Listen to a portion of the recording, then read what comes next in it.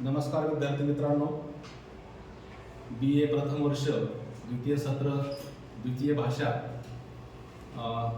उपयोजित गद्य व पद्य उपयोजित मराठी या अभ्यासपत्रिकेतले आपण पद्य विभागातील एक कविता आज आपण अभ्यासणार आहोत।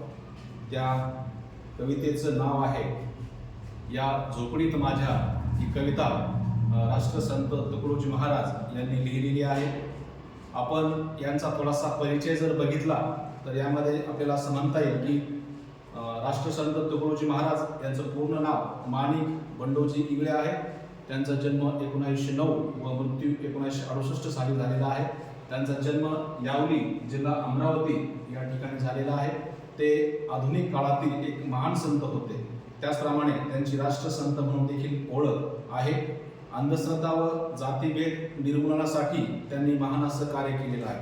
आज आपण जर भारतीय समाजाचा अभ्यास केला तर या भारतीय समाजामध्ये दोन समस्या अतिशय महत्त्वाच्या अशा समस्या आहेत, त्या म्हणजे जातीभेद आणि अंधश्रद्धा। या दोन समस्येपायीच या समाजाची अधोगती होते आहे असं आपल्याला म्हणता येतं। आणि ह्या ज्या काही आहे अंधश्रद्धा आहे किंवा जातीभेद आहे, ह्या जातीभेद आणि अंधश्रद्धा या निर्मूलनाचं फार मोठं कार्य या ठिकाणी राष्ट्रसंत तुकडोजी महाराजांनी केलेलं आहे। त्यांच्या भजनाच्या माध्यमातून, त्यांच्या कीर्तनाच्या माध्यमातून त्यांनी हे महान असं कार्य केलेलं आहे। आपण आधुनिक संतांचा जेव्हा विचार करतो तेव्हा आधुनिक संतांमध्ये आपण असं म्हणतो की गाडगे बाबा देखील एक आधुनिक संत होते। त्यांनी देखील दिवसभर ते गाव स्वच्छ करायचे आणि रात्री देवाच्या ओट्यावर म्हणा किंवा झाडाखाली म्हणा ते आपल्या कीर्तनाच्या माध्यमातून समाज प्रबोधनाचं फार मोठे कार्य करत होते। त्याचप्रमाणे राष्ट्रसंत तुकडोजी महाराज देखील कीर्तनाच्या किंवा भजनाच्या माध्यमातून त्यांनी समाज प्रबोधनाचं फार मोठे कार्य केलेलं आहे। त्यांच्या एकूणच साहित्य रचनेचा जेव्हा आपण विचार करतो तेव्हा आपल्या असं लक्षात येते की त्यांनी मराठी बरोबरच त्यांनी हिंदी भाषेत देखील काव्यरचना केलेली आहे। आणि त्यांच्या विचारांचं एक सूत्र होतं की सर्व धर्म समभाव। आज आपण समाजाचा विचार करतो तेव्हा धर्मांची भांडणे लागलेली आहे। याचं महत्त्वाचं कारण आहे की आपण इतर धर्मांना कमी लेखतो, परंतु जेव्हा आपण आधुनिक संतांचा विचार करतो त्यावेळेस आधुनिक संतांच्या विचारामध्ये सर्व धर्म समभाव एक सूत्र होतं। म्हणजे या देशातील कोणताही धर्म कमी नाही किंवा कोणताही धर्म श्रेष्ठ नाही। धर्म तोच की जो मानवाच्या विकासाचा, मानवाच्या उन्नतीचा विचार करतो, तोच धर्म महत्त्वाचा असतो असा देखील विचार या ठिकाणी राष्ट्रसंत तुकडोजी महाराज यांनी मांडलेला आहे। सर्व धर्म समभाव हे त्यांच्या विचारांचे विशेष होते।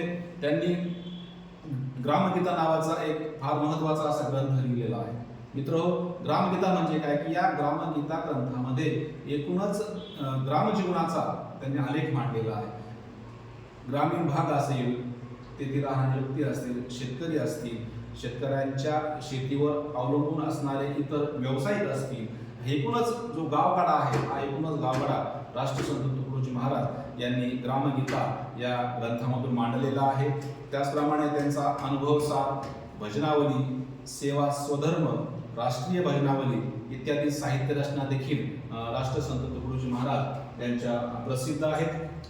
ग्रामगीतामध्ये त्यांच्या मनात घर करून राहिलेल्या गावाचे आणि ग्राम संस्कृतीचे नितळ रूप, स्वच्छ रूप आपल्याला त्यांच्या ग्रामगीता या ग्रंथामध्ये पाहायला मिळते। प्रस्तुतचा जी काही कविता आहे या झोपडीत माझ्या या कवितेमध्ये, या रचनेमध्ये राष्ट्रसंत तुकडोजी महाराज यांनी महालातील सुखे आणि झोपडीतील सुखे या दोन सुखांची तुलना केलेली आहे।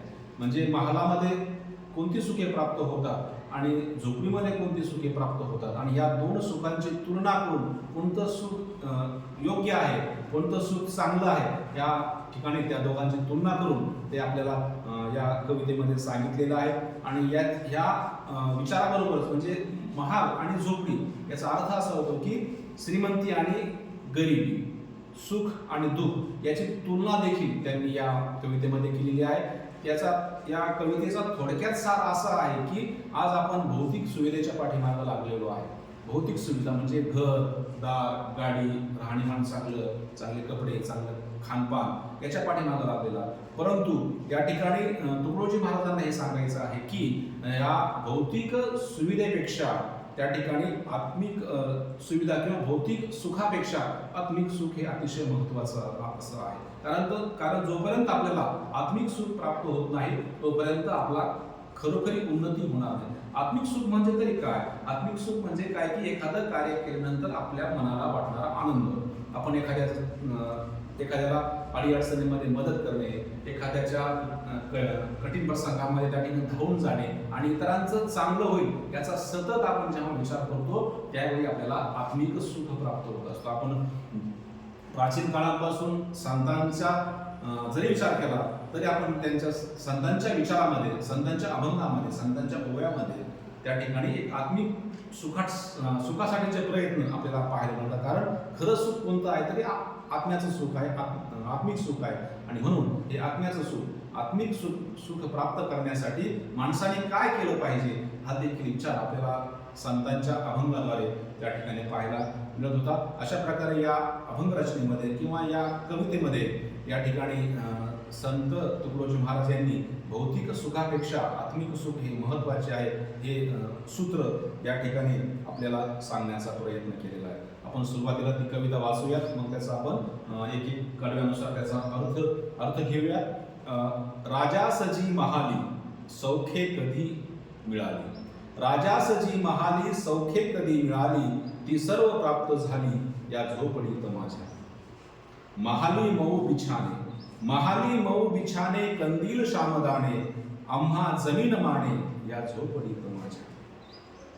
भूमीवरी पडावे, भूमीवरी पडावे, ताऱ्यांकडे पाहावे, प्रभुनाम नित्य गावे या झोपडीत माझ्या.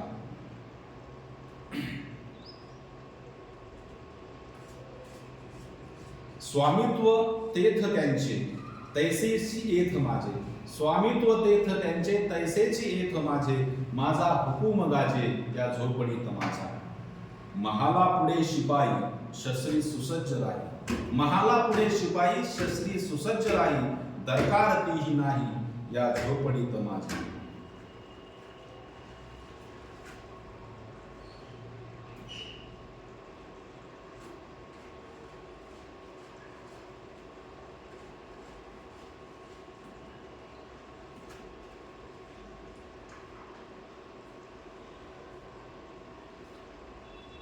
अशा प्रकारे राष्ट्रीय संत तुकडोजी महाराज यांनी एक प्रकारे भौतिक सुख आणि आत्म्याचं सुख याचा विचार या ठिकाणी आपल्याला सांगण्याचा प्रयत्न केलेला आहे.